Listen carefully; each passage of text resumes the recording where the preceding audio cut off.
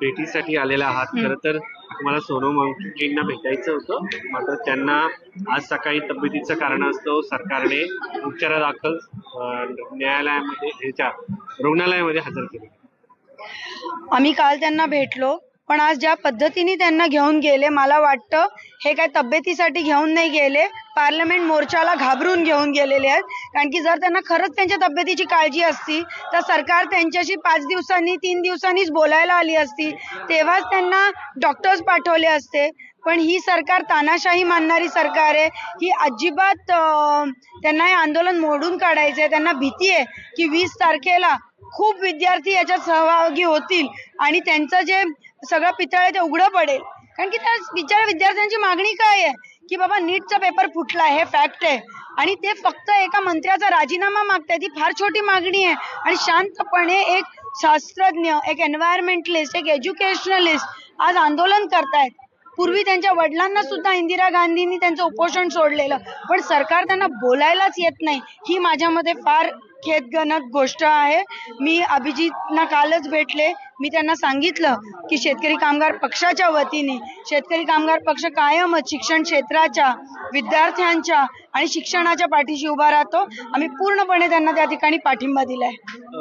सोनम वांगचुक यांचं मोठं नाव होतं, शास्त्रज्ञ राहिलेले आहेत, त्यामुळे त्यांना एक मोठा सपोर्ट मिळाला. त्याच पद्धतीचा सपोर्ट तुम्हाला असं वाटतं का अभिजितलाही मिळेल म्हणून?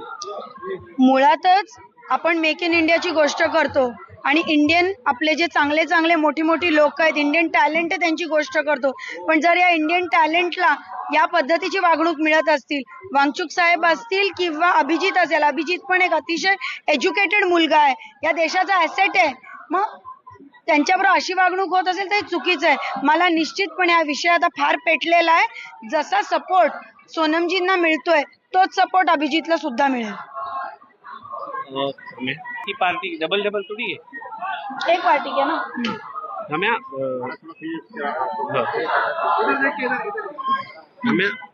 स्वतः तुम्ही युथ आहात आणि ही सगळी परिस्थिती देशाची पाहिल्यानंतर काय भावना ही आहे की नीट सारखी मोठी परीक्षा देशामध्ये होते, ज्याला लाखो विद्यार्थी अपियर होतात, ही परीक्षा देतात. या परीक्षेचा पेपर पहिल्यांदा फुटलाय का? तर पहिल्यांदा नाही फुटला. आधी 1 वर्ष आडच ह्याचा पेपर फुटला होता आणि परत आता पेपर फुटला आणि 20 पेक्षा जास्त विद्यार्थ्यांनी आपला प्राण गमावलाय आणि आत्महत्या केली आहे. ह्याच्यापेक्षा वाईट आणि देशाला काळीमा फासणारी गोष्ट काय असू शकते? आणि तो मुद्दा घेऊन जर ज्यावेळेस देशाचे विद्यार्थी, युवक एका मंत्र्यांचा राजीनामा मागतात, अकाउंटेबिलिटी कुठे आहे विचारतात, तुमची यंत्रणा काय काम करते हे विचारतात, पेपर फुटेपर्यंत तुमचं मंत्रिमंडळ काय करत असतं हे विचारतं, त्यावेळेस त्यांचा आवाज दाबण्याचा प्रयत्न केला जातो. निश्चितच आम्हाला असं वाटतं की 20 तारखेला प्रचंड प्रमाणातून देशभरातून युवक जथ्यांनी इथे यायला निघाले होते आणि भव्य असा हा पार्लमेंट मार्च झाला असता. त्याला घाबरून आज सोनम वांगचुक यांना इथून नेलेलं आहे, हलवलेलं आहे. त्यांच्या प्रकृतीचं कारण देऊन जे कोर्टाने सांगितलंय त्यांचं आरोग्य हे तुम्ही मॉनिटर करा, ते डॉक्टर्स आणून किंवा तशा पद्धतीने डायलॉग करून करता येऊ शकत होतं. पण अशा पद्धतीने एका वयोवृद्ध अशक्त झालेल्या माणसाला कापड लावून जे नेण्याचं काम केलेलं आहे, त्याने हे जे आंदोलन आहे ते आणखीन चिघळल्याशिवाय राहणार नाही आणि विद्यार्थ्यांचा आवाज आहे तो आणखीन नक्कीच वाढेल. आणि ही मागणी अजूनही आहे आणि आमचा धर्मेंद्र प्रधान यांनी राजीनामा दिला पाहिजे आणि आमचा या आंदोलनाला पूर्ण पाठिंबा. एक महत्वाचा मुद्दा हा आहे की तुम्ही महाराष्ट्रामधील एक प्रादेशिक पक्ष आहे, मात्र बाकी जे प्रादेशिक पक्षाचे नेते आहेत, काँग्रेस सारखा पक्ष आहे किंवा उद्धव ठाकरे तिकडनं पत्रकार परिषद घेतात, जमिनीवरती नेते स्वतः तुम्ही एक उपोषण करत नाही, लोकांसाठी लढत नाही, कोणीतरी एक शास्त्रज्ञ येतो त्याला उपोषण करावं लागतंय.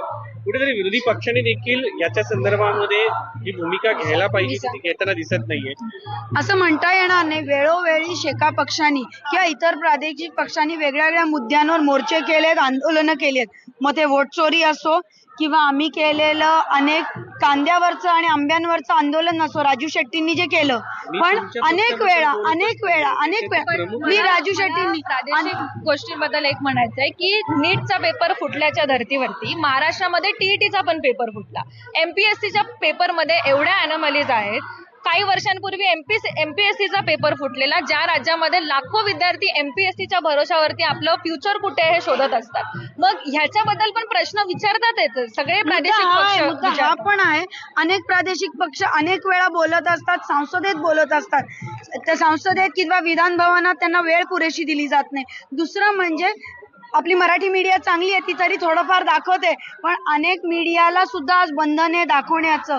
अनेकदा फेसबुक पेजेस पुल डाऊन केले महाराष्ट्राचे जातात. प्रमुख विरोधी पक्ष म्हणून जर आपण पाहिलं तर काँग्रेस आहे, राष्ट्रवादी आहे आणि उद्धव बाळासाहेब ठाकरे यांचा पक्ष आहे. ना उद्धव ठाकरे इथपर्यंत पोहोचले, ना आदित्य ठाकरे पोहोचले. सुप्रिया सुळे इथे सेशनच्या निमित्ताने पार्लमेंट मिटिंगच्या संदर्भात आल्या होत्या, त्यांनी भेट घेऊन गेली.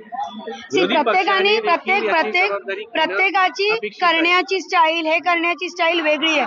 पण मुद्दा हा आहे, आपण मुद्दा भरकटतोय असं मला वाटतं. मुद्दा हा आहे की नीटच्या ज्या विद्यार्थ्यांमध्ये सुसाईड केला त्यांना न्याय मिळालाच पाहिजे. धर्मेंद्र प्रधाननी राजीनामा दिलाच पाहिजे आणि आम्ही पूर्णपणे शेका पक्ष म्हणून अभिजित दिपकेंच्या आंदोलनाच्या पाठीशी उभे. मिस नाही करत तुम्हाला सांगतो की आदित्य ठाकरे